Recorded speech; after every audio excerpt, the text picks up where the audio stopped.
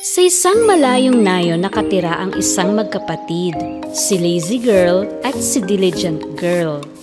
Bunso, linisin mo naman ang mga tambak dito. Ay, saka na ate, may iniisip kasi ako. Tiniis lang ni Diligent Girl ang palusot ng kapatid.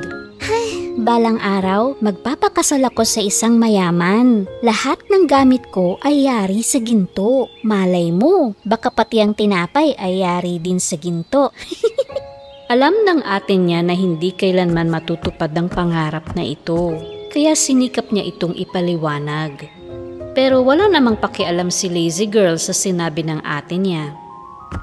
Isang araw, bumisita ang mga kaibigan ni Diligent Girl na sina Mary at Jack.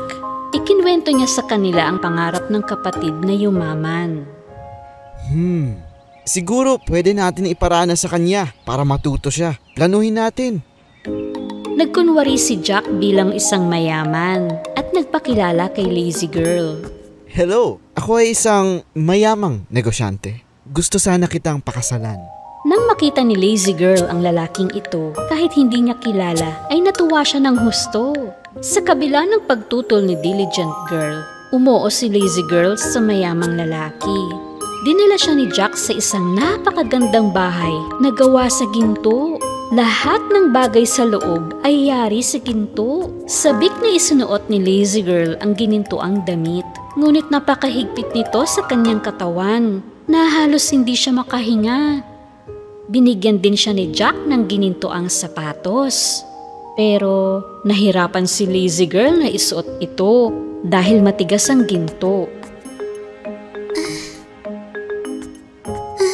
Ito, ang perpektong handa para sa'yo. May ginintoang tinapay, ulam na mula sa ruby at mantikilyang gawa sa perlas. Nagpahid si Lazy Girl ng mantikilyang gawa sa perlas sa ginintoang tinapay. Pagkagat niya, sumakit ang ngipin niya. Sa sakit ay nilapag niya ang matigas na tinapay sa mesa. Naalala niya tuloy ang sabi ng ate niya at nakadama siya ng pangungulila kahit marami siyang ginto. Mabait na hinatid siya ni Jack pauwi. Niyakap ni Lazy Girl si Diligent Girl at humingi ng tawad sa ate niya. Ang pagiging mayaman ay hindi pala isang buhay na puno ng ginto, kundi ang makasama ka. Patawad, ate. Mula noon ay isinuko na ni Lazy Girl ang pangarap na magkaroon ng ginintoang mundo.